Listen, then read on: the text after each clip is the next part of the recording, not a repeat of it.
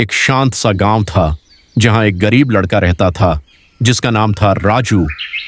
वो हर रोज नदी के किनारे जाता, सिर्फ अपनी बीमार माँ के लिए खाना लाने के लिए।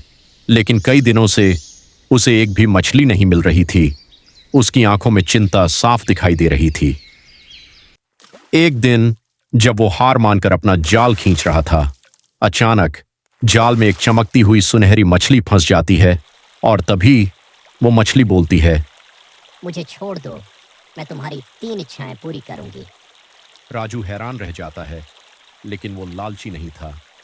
वो धीरे से कहता है, मुझे बस मेरी माँ के लिए खाना चाहिए। जैसे ही वो मछली को छोड़ता है, उसके घर में अचानक ढेर सारा खाना आ जाता है। उसकी माँ खुश हो जाती है, लेकिन यहीं से सब बदलने लगता है। अगले दिन राजू के मन में एक ख्याल आता है, अगर मैं थोड़ा और मांग लूं तो। वो फिर नदी पर जाता है और मछली को बुलाता है। इस बार वो कहता है, मुझे एक बड़ा घर चाहिए। और पलक झपकते ही उसका छोटा सा घर एक बड़े महल में बदल जाता है।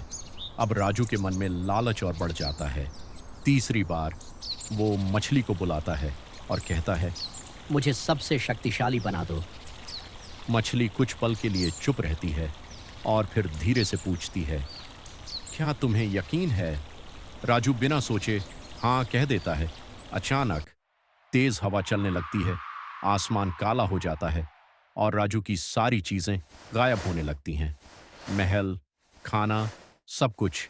और वो फिर से उसी गरीब हालत में आ जाता है। राजू घुटनों पर गिर जाता है और रोते हुए कहता है, मैंने लालच में सब खो दिया, मुझे माफ कर दो।